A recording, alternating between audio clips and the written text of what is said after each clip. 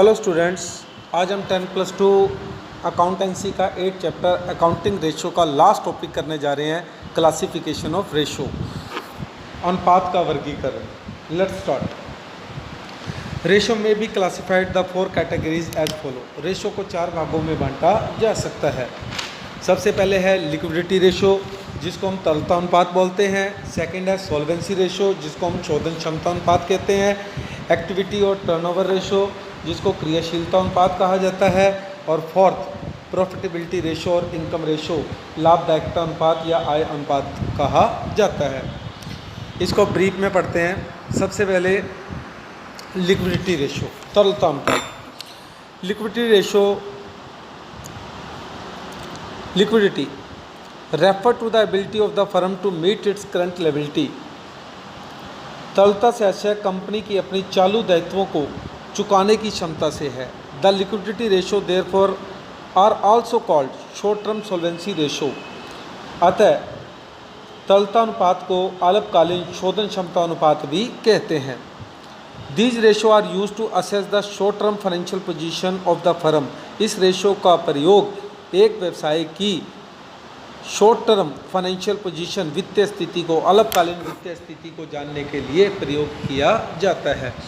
Liquidity ratio में को 2 भागों में बांटा जाता है। करंट रेशो, जिसको हम वर्किंग कैपिटल रेशो भी बोलते हैं। सेकंड क्विक रेशो, जिसको हम एसिड टेस्ट रेशो या लिक्विड रेशो भी कहते हैं। सेकंड सॉल्वेंसी रेशो, शोधन क्षमता अनुपात। These ratio are calculated to assess the ability of the firm to meet its long-term liability and when they become due. यह अनुपात कंपनी की दीर्घकालीन ऋण की भुगतान करने की क्षमता ज्ञात करने के लिए निकाले जाते हैं। These ratio reveal as to how much amount in a business has been invested by the proprietor and how much amount has been raised from outside sources. यह अनुपात दिखाते हैं कि एक बिजनेस में जो पैसा इन्वेस्ट है उसमें मालिक का स्वयं का कितना पैसा इन्वेस्ट है और बाहर से आउटसाइड सोर्सेज से उसने कितना पैसा लेकर इन्वेस्ट किया है। सॉल्वेंसी रेशो 4 टाइप्स की हैं।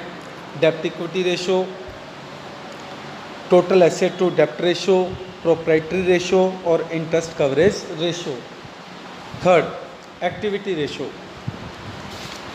एक्टिविटी रेशो, जिसको क्रियाशीलता अनुपात कहा जाता है। These ratio are calculate on the basis of cost of revenue from operation and revenue from operation. ये जो रेशो है वो कॉस्ट और सेल के आधार पर निकाली जाती है। Therefore these ratio are also called as turnover ratio, इसलिए इसको टर्नओवर रेशो भी कहा जाता है। Turnover indicate the speed or number of times the capital employed has been rotated in the process of doing business. Turnover ratio यह दिखाती है कि एक बिजनेस के पास जो फिक्स एसेट पड़ी हैं या जो संपत्तियाँ पड़ी हैं वो उसको कितनी कुशलता से प्रयोग कर रहा है। कुछ इम्पोर्टेंट टर्नओवर रेशोज़ दे रखी हैं, जैसे इन्वेंट्री टर्नओवर रेशो, जिसको हम स्टॉक टर्नओवर रेशो भी बोल देते हैं। Second debtor receivable turnover ratio. Third है क्रेडिटर और payable turnover ratio, working capital turnover ratio और लास्ट है fix asset turnover ratio.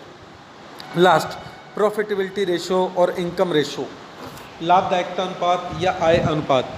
The main object of all the business concern is to earn profit. जितने भी business हैं उन सब का उद्देश्य लाभ कमाना है।